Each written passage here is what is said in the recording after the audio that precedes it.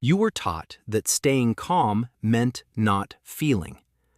That lesson has been quietly destroying you ever since. Nobody sat you down and explained the rules. You learned them the way children learn everything, by watching what happened when you broke them. You cried, and the room changed. Not with comfort, with discomfort. Your father's jaw tightened. Your mother looked away. The message landed before you had words for it. This feeling you're having? It's a problem. Your problem. Some parents said it directly. Stop crying or I'll give you something to cry about. Others never raised their voice. They just left the room. Both taught the same thing. Your emotions make you unlovable.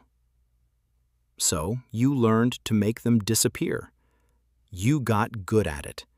So good that you forgot you were doing it. The anger that flared when your sibling took your toy? Pushed down. The grief when your grandmother died? Swallowed at the funeral because everyone else seemed fine. The fear that hummed every time your parents fought? Held so still it almost wasn't there. Almost. You watched your parents do it too. Your father came home from work with something heavy behind his eyes, but he never named it. Your mother smiled through years of something she never spoke out loud. They weren't hiding it from you. They were hiding it from themselves. And you learned that this was what adults do. This is what strength looks like. This is what keeping it together means. You are now living by rules you wrote when you were 7 years old.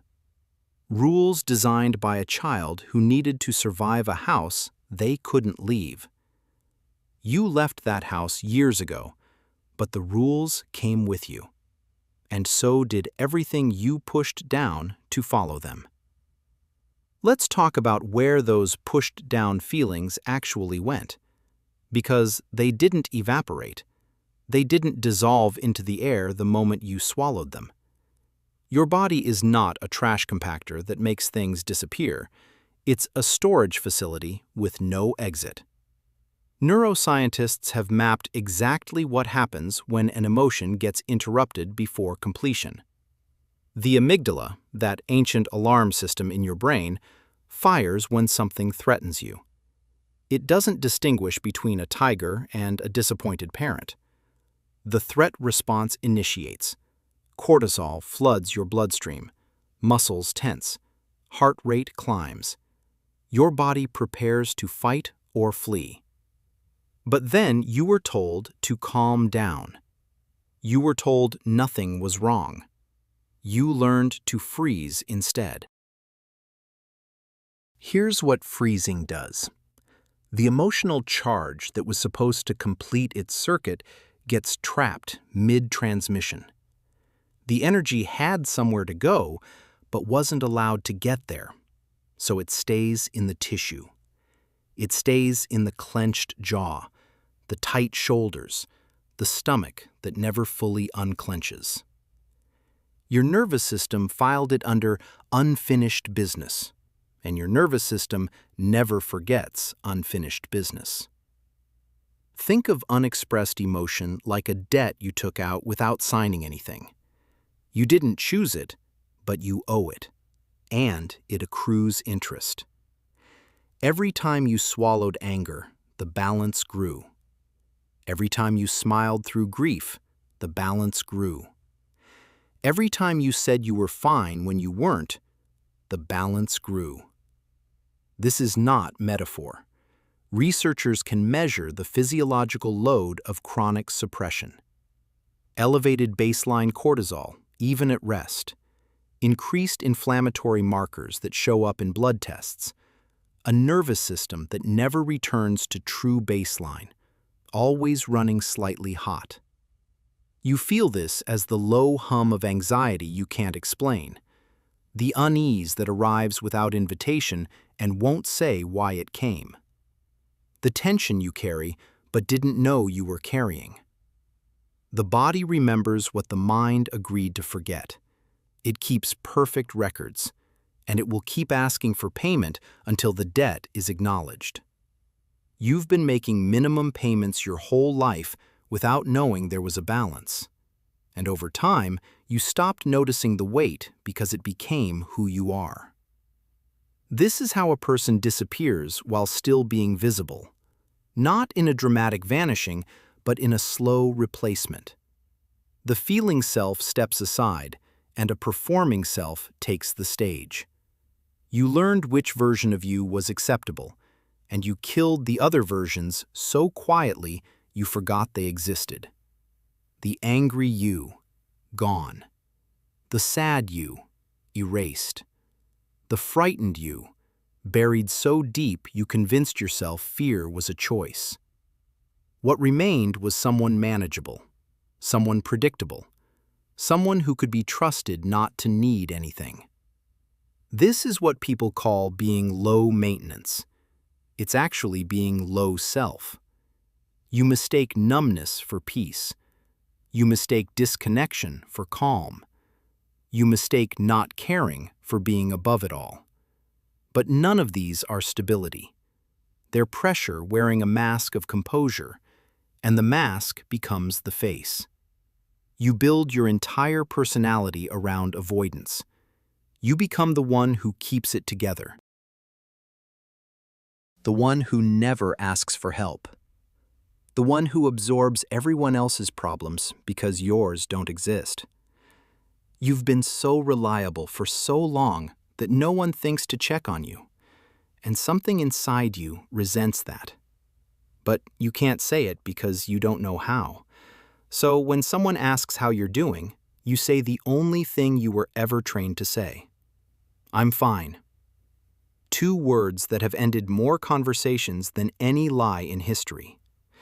It sounds like an answer, but it's actually a locked door. And behind that door, the pressure keeps building. You've become a container for everything you refuse to release. A sealed vault that everyone admires for its strength. But pressure doesn't admire anything. It just looks for cracks. The first crack usually shows up where you least expect it. Not in the places you've been guarding, but in the places you forgot to watch. Your body has been keeping meticulous records of everything you refused to feel. It started with sleep. Or rather, with the absence of it. You'd lie down exhausted and then stare at the ceiling for hours, mind suddenly racing through conversations from years ago. Your nervous system doesn't know the difference between then and now. Every night, it replays the footage you refused to watch during the day. Then came the anxiety. Not fear of something specific, that would almost be a relief. Just a constant hum of dread with no address, no sender, no return receipt. You'd wake up with your heart already pounding, already running from something that never showed its face. Doctors called it generalized anxiety, which is medical language for we don't know why you feel hunted. But your body knew exactly why. It was sending up flares from a fire you'd been smothering for years. Then the rage arrived. Not in response to anything proportional. Someone cut you off in traffic, and suddenly you were screaming like they'd murdered your family. Your partner forgot to buy milk, and you felt homicidal. The trigger was never the cause. It was just the combination that finally opened the safe. Every small frustration tapped into a reservoir of fury you didn't know existed. Years of swallowed anger had fermented into something toxic and volatile. And then it started appearing in your body itself. Headaches that arrived every Sunday evening like clockwork. Back pain that no specialist could explain or fix. Stomach issues that flared whenever you had to see certain family members. Your immune system got the message that something was wrong, even if your conscious mind refused to listen. The body doesn't lie. It just can't speak in words, so it speaks in symptoms. When you need an escape from all this, the sleeplessness, the dread, the pain, you'll find one. That third glass of wine every night, the phone that never leaves your hand, the work that swallowed all your evenings and weekends and became your identity. Anything that numbs becomes medicine. Anything that distracts becomes a lifeline. And slowly, you start to need more of it to feel the same nothing. The cruelest part is that you don't even know you're doing it. You think you're just tired, just stressed, just going through a phase. You call it coping, but something deeper is happening beneath your awareness. A slow violence you're inflicting on yourself because you never learned another way. The body has been keeping the score, and the debt is coming due. What happens next isn't a breakdown, it's a bill. You've been so careful for so long, and then, without warning, careful stops working. The breakdown doesn't announce itself, it just arrives. One morning, you simply cannot get out of bed. Your legs work fine, it's everything else that has stopped. Or it comes as rage at something trivial. Your child leaves a cup on the counter, and suddenly you're screaming. Not about the cup, about something you buried 20 years ago. Or it comes as the affair. Not because you stopped loving your partner, but because someone finally saw you. You'd been invisible in your own home for so long that being noticed felt like oxygen. You didn't betray your marriage. You betrayed the version of yourself that never got to exist. Or it comes as the diagnosis. The doctor says the word, and the room goes silent. All those years of swallowing your voice, and now your throat has made a different kind of lump. Or the heart attack at 52, despite the gym membership, despite the salads. The body doesn't just keep the score, it eventually sends the invoice. The strangest part is that everyone else already knew. Your friends saw it coming. Your partner saw it coming. They'd been watching the cracks spread for years, too afraid to point at them. They asked if you were okay, and you said yes so convincingly that they stopped asking.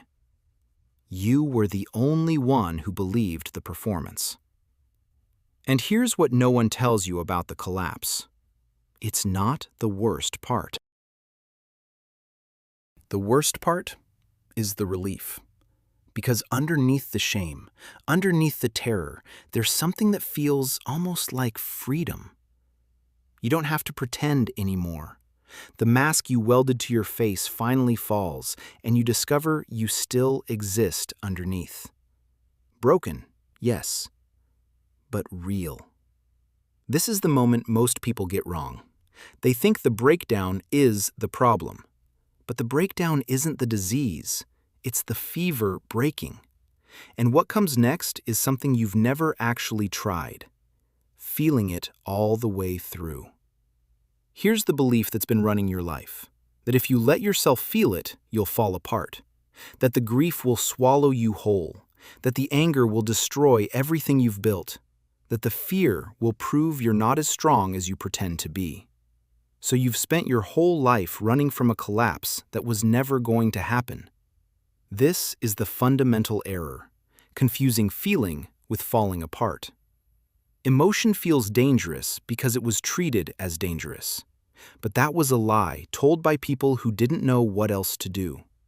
They taught you to contain because they never learned to process. And now you're passing on a survival strategy as if it were wisdom. But here's what no one told you. Emotions are not permanent states. They're waves. They rise, they peak, they fall. The only reason yours feel endless is because you keep stopping them mid-crest. You brace, you resist, you distract, and the wave never completes its motion. So it sits there, frozen, pressing against you from the inside. What you call emotional overwhelm isn't too much feeling, it's too little completion. You've got decades of half-felt feelings backed up in your system, and you wonder why you're exhausted. The truth is almost unbearably simple. The way out of an emotion is through it. Not around it, not over it, not under it. Through. This means letting yourself actually feel the thing you've spent your whole life avoiding. Not analyzing it, feeling it. Not explaining it, experiencing it. Not narrating it to yourself, letting it move through your body. Your mind will panic. It will tell you this is dangerous, that you need to stop, that something is wrong. That's just the old programming. The child who learned that feeling meant losing love. You're not that child anymore. You can feel grief without drowning. You can feel anger without destroying. You can feel fear without running. Feeling is not falling apart. It's how you finally put yourself back together. And there's a way to do this.